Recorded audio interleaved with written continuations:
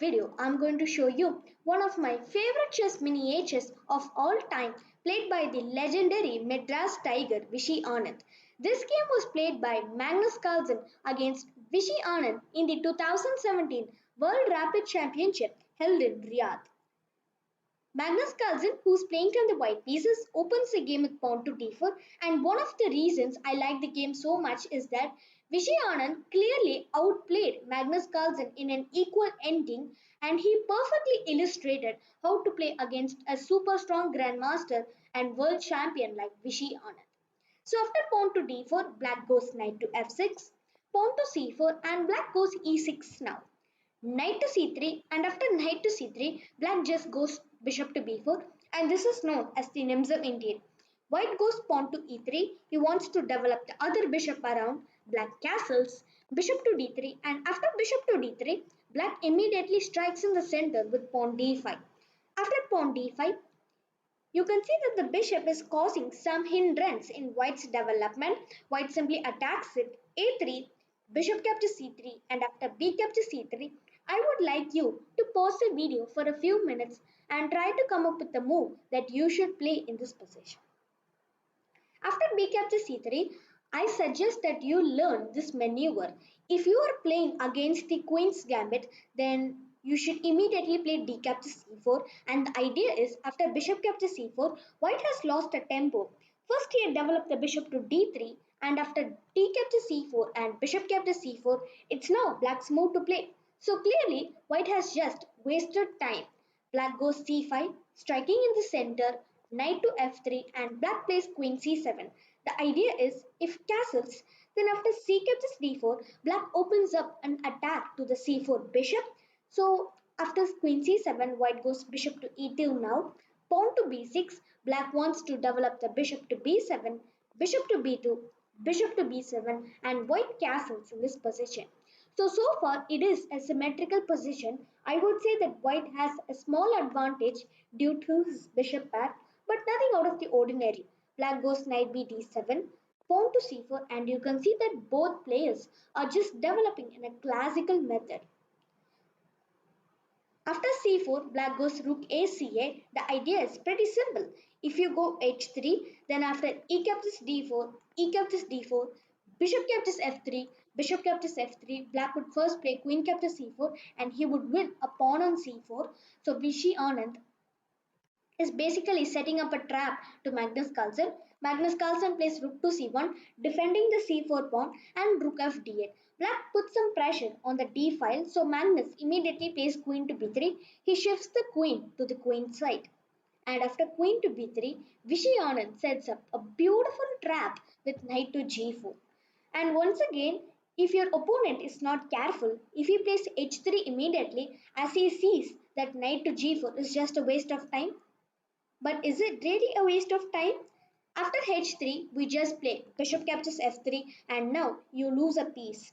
If bishop captures f3, black would play queen h2, which is a checkmate as the knight is defending the queen. If you go h captures g4, then black plays bishop captures c2, attacking the rook, and after rook to e1 and bishop captures g4, you can count the pieces. Black has two pieces, white has one bishop.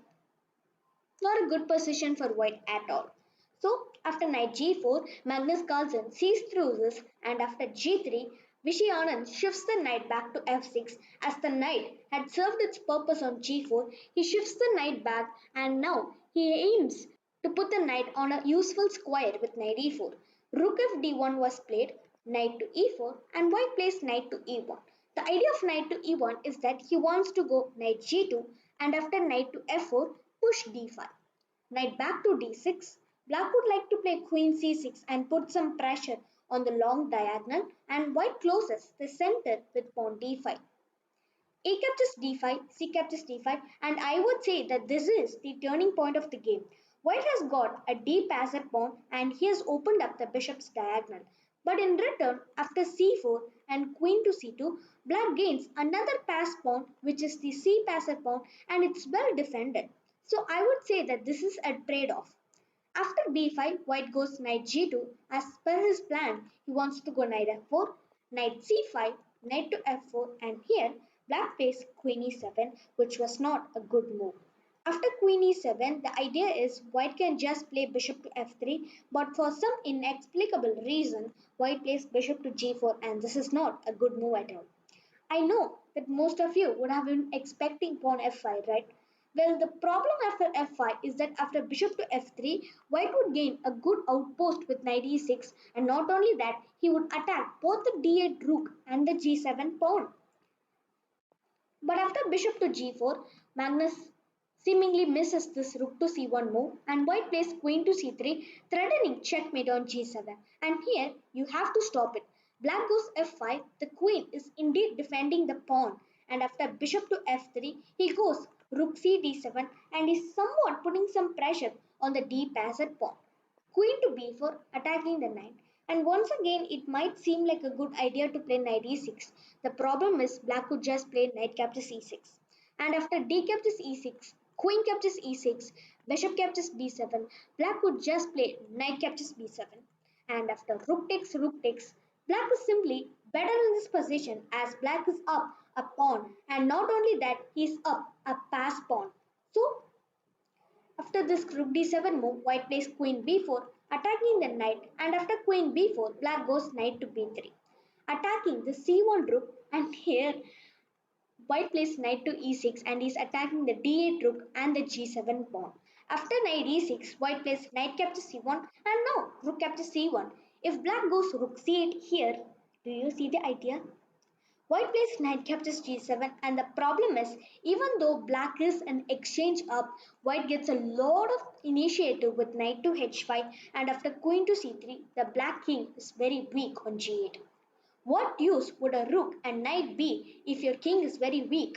So, after rook captures c1, Vishy indirectly defends it with knight to c8, and once again, Vishy shows his prowess. If you got knight captures g7, then black could play queen captures b4, and after a captures b4, rook captures g7, bishop captures g7, and after king captures g7, black is up a piece, and this is a winning position for black. So after knight c8, white goes queen captures b5, and here you once again cannot play rook to e8. You should always be aware of that. White can always play knight captures g7, and as I've told you before, he would claim some counterplay with knight to e6. So after queen captures b5, Vishy just trades everything down. Rook captures d5, bishop captures d5, and after rook captures d5, once again it seems that Magnus Carlsen has been tricked. I mean, the queen is attacking the knight. How are you going to save it? Magnus Carlsen comes up with an interesting resource and he plays queen to b4, trying to exchange queens, but Vishy plays the absolute best move with knight to d6. Problem is, if you play queen captures e6, then white plays queen captures b7. So black first plays knight to d6. Once again, as I have mentioned earlier, the bishop is of utmost importance. And after knight to d6, this is the last chance for white to stay in the game. White should play knight to f4 and after rook b5, queen c3, rook to b3, queen to d4. This is indeed an equal position. You cannot take advantage of the position even though black has a pass pawn, white has constant pressure with the bishop queen battery on g7. But here, Magnus Carlsen plays the move knight to c5 and now it's all over. Pause the video for a few minutes and try to come up with the winning sequence that Vishy Anand played in this position.